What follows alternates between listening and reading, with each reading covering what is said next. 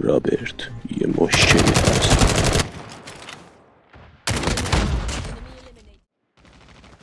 توی باک توی تا کمری خودم شیر کمتر به 1%.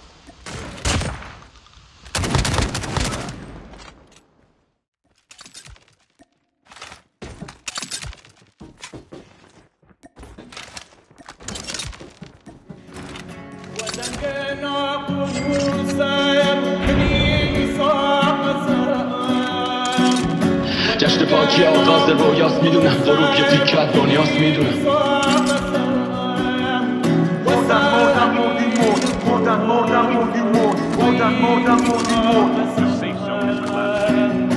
دیگه پیرم در اومدم، جایی که پیرم در اومدم، آدم ها زدم برم چون هیچ کدوم پیشم نموندم. اختصاصی از اومیکس ریمیکس بای SCR Beats. دوباره نخوابیدم،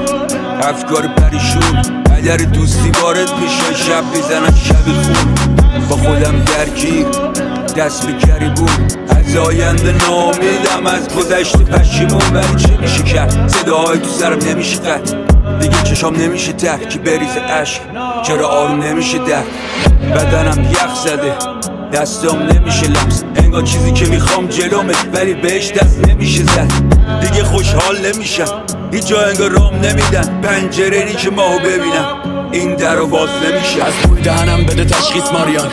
علی دیگه مست نیست ماریان، دلم یه زندگی میخواد با جاده این بچه توی بطری عرض نیست ماریان، اما پس نیست ماریان، از همه زندانا شدم ترخیص، چیزی نی که زخمای رویاست، غروب یه تیکت دنیاست، میدونم ته این حوث مریض میشه نفس عمیق، اما سیاه چاله باز همه چیز خورد میکنه با آرواره هاش، ما میمونیم واسطاده صاف ته چهار راه زندگی باز با نقاب، کی میدونه چیه واسطاده خواب بری، کی میدونه چیه داستان ما، امروز رو جشن میگیریم ماریان، تلخی ها رو رد میکنیم، جشن بازگشت من به زندگی، همه رم دعوت میکنیم، با هم به خوبی صحبت میکنیم، اینو قول میدم ماریان.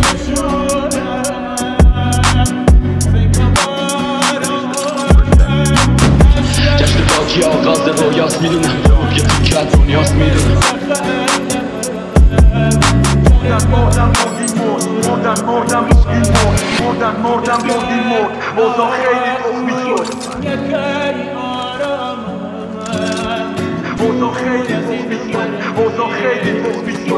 ریمیکس بای SCR Beats.